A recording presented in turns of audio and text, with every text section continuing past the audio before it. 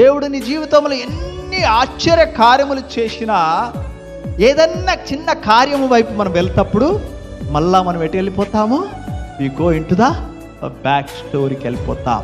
కానీ కాలేబులో దేవుడు గమనించినది ఏమిటి?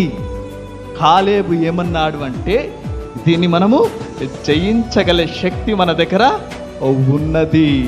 హల్లెలూయా. కాలేబు అలానే నూను కుమారుడని యెహోషువ ఆ మాట సెలవిస్తున్నారు. We can do it. ఎప్పుడైతే నీ జీవితంలో వి కెన్ డూ ఇట్ అన్నప్పుడు దేవుడు నీకు తోడ్పడతాడని జ్ఞాపకం చేసుకోండి. మనకున్న గుణమును బట్టి దేవుడు సంతోషిస్తాడు, నీ శక్తి కాదు. It is not about your strength.